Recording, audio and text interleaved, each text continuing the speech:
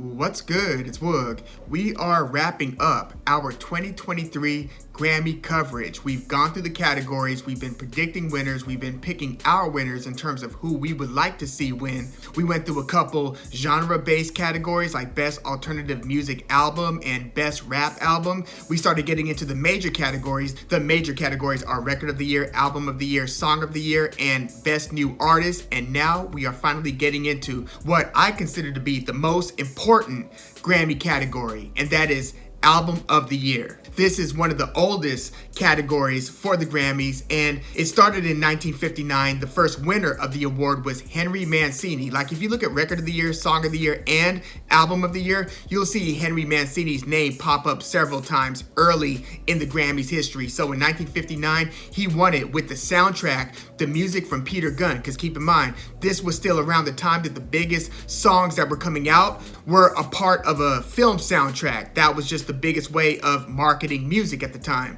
And if you look at the early to mid to even late 60s, you'll see that Frank Sinatra was an absolute beast. He won 3 Album of the Year Grammys throughout the 60s. And Paul Simon from Simon and Garfunkel has 3 wins as well. He's got 1 as a part of the duo Simon and Garfunkel with Bridge Over Troubled Water. That was in 1971. And then he has 2 as a solo artist. First in 1976 with Still Crazy After All These Years, and then again in 1987 with Graceland. Fleetwood Mac won it in 1978 with their iconic album Rumors, as did Michael Jackson win it with the all-time greatest selling album Thriller. He won it in 1984. Stevie Wonder won 3 Album of the Year awards in 4 years. Think about this. In the 70s, he went on that classic 5-album run, and within that he won it in 1974 with Intervisions. He won it the very next year with Fulfilling This First Finale in 75, and then 2 years later he won it with his greatest album of all time, Songs in the Key of Life, in 1977. A few of the 90s winners were Whitney Houston with the Bodyguard soundtrack in 1994, Alanis Morissette 2 years later with Jagged Little Pill, and then 3 years after that, Lauryn Hill won it with The Miseducation of Lauryn Hill in her fantastic yet very short recording career. U2 won it twice. They won it in 1988 with The Joshua Tree, and then they won it 18 years later, 2006, with How to Dismantle an Atomic Bomb. Another thing that's interesting is, like, Led Zeppelin not only has never won Album of the Year, but they were never nominated. However, Robert Plant, the frontman for Led Zeppelin, won Album of the Year in 2009 with his duets album with Alison Krauss called Raising Sand. So think about that. Led Zeppelin never won, but Robert Plant from Led Zeppelin won it several decades later. Believe it or not, Taylor Swift has won this award 3 times. She won it with Fearless, she won it with 1989, and then most recently she won it with Folklore. And also, one of this year's nominees, Adele, she's already won it twice, so she stands a chance of becoming a 3-time winner this year. With her 30 album, she had won it twice before. She won it with the 21 album, that's the one with Rolling in the Deep, and then she won it again with the 25 album, that's the one with Hello. One of the biggest head scratchers, to me at least, was when Ray Charles, who had never won this award when he was alive, after he passed, he had an album called Genius Loves Company, and it was basically him and various artists, and he won Album of the Year in 2005, beating out Kanye West's College Dropout, Green Day's American Idiot, Usher's Confessions, and Alicia Keys' The Diary of Alicia Keys. They all got beat out in 2005 by Ray Charles. The most recent winner of this award was actually Jon Batiste, winning with We Are. I find that to be one of the biggest Grammy upsets of all time. Not that Jon Batiste isn't a good or even perhaps a great artist, but in terms of if you just ask people, have you ever heard Jon Batiste's album, We Are? He doesn't have a huge fanfare in terms of popularity, and usually popularity often goes into the selections in nominating these nominees and also in determining the winner. And just the fact that Jon Batiste, who again isn't like, I mean, he's a pretty famous artist. Most of us remember him from being the musical director of the Stephen Colbert late night show. But as a standalone recording artist, he's not as renowned as like some of the people that he was up against that year. He was up against Kanye West's Donda. He was up against Taylor Swift's Evermore,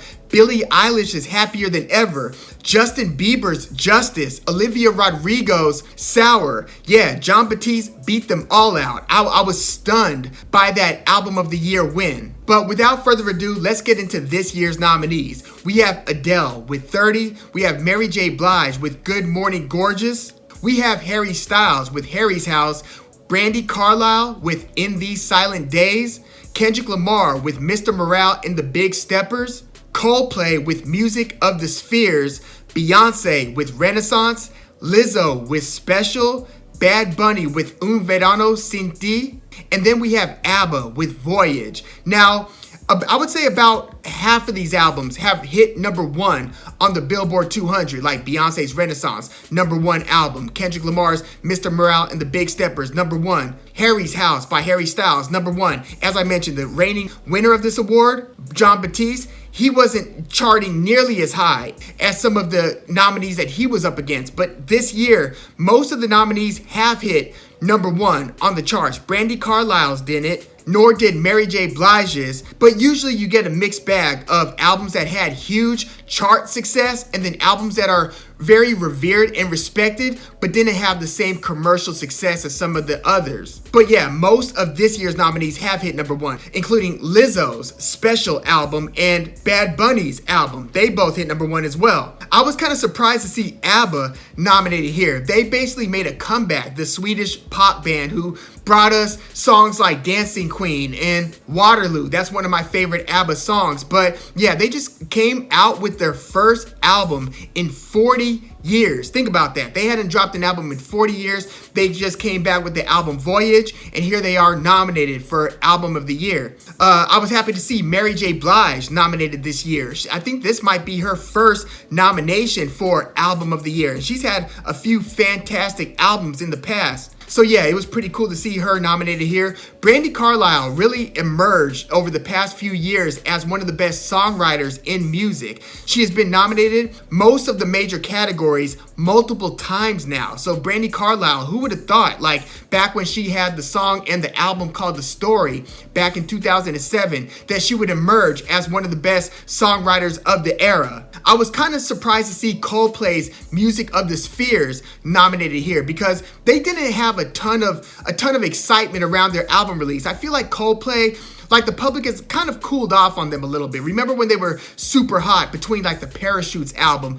all the way up to the Viva La Vida album? I feel like at this point, you know, it's almost like, yeah, we get it, Coldplay. You make a lot of music, right? So it's almost like the public is no longer super fired up and interested in Coldplay, which is funny because you listen to Coldplay's last couple albums and I thought that they were pretty good. I thought they kind of mixed genres pretty effectively. They kind of altered their sound a bit where they're experimenting with different things. But I feel like with some of the more established artists, it's almost like the public feels like they're gonna have a typical release. Like if the Black Keys did drop another album this year, but when the Black Keys released, most people feel like, okay, we get what the Black Keys are gonna try to do with their next album. So a lot of fans don't even bother to continue listening to these artists, to a lot of these same artists as they continue to release music. Same thing with Arcade Fire, who also pulled off a pretty big upset when they won with The Suburbs. I would say that Jon Batiste winning Album of the Year this past year was probably the biggest upset in this category since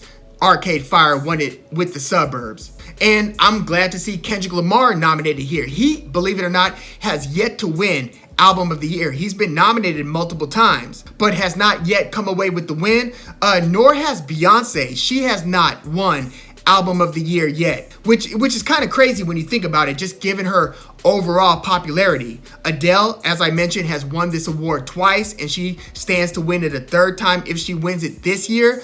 And Adele is one of those artists where when she releases an album, because she releases like every few years, she's usually walking away from the Grammys with a handful of awards. But who do I think should win this year, and who do I think will win this year? You know, both with should win and who I think will win, I think that this is the year for Beyonce. Like, I feel like this is going to be almost a lifetime achievement award for Beyonce because, again, she has not yet won this award. I don't think they're going to give it to Adele for a third time without giving Beyonce one. And it does feel like Kendrick Lamar should also have a Grammy for Album of the Year by this point because I would say album for album, quality-wise, he is probably the most consistent where when he releases an album, it's always one of the most critically acclaimed albums of the year. Like, you can't find too many recording artists with better album by album consistency than Kendrick Lamar. But again, he does not yet have Album of the Year.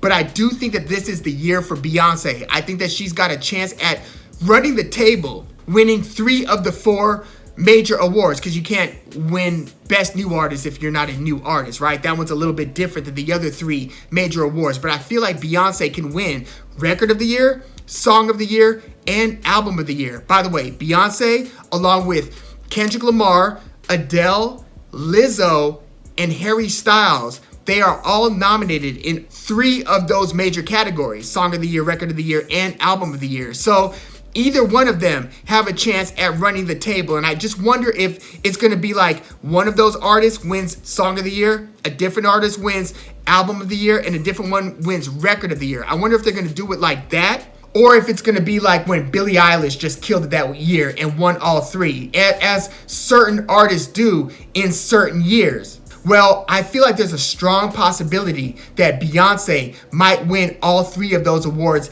this year, with Renaissance and then with the song Break My Soul winning Record of the Year and Song of the Year. But yeah, I'm going to go with Beyonce to win Album of the Year this year with Renaissance. I just feel like this is going to be the year that she has the armful of awards after Sunday's Grammys. But yeah, let me know what you think about this year's Grammy nominees. Let me know what you think about this Album of the Year category. Do you agree with me that this is probably the most important category in terms of kind of laying out, the history of music, so to speak? But yeah, let me know who you think should win. Let me know who you would want to win. And also, let me know if there were any albums that you thought were so good that they should have been considered but were not nominated this year for Album of the Year. Please let me know your thoughts. Like the video. Subscribe to the channel if you love music like I do. I'm Woog. Thanks for tuning in.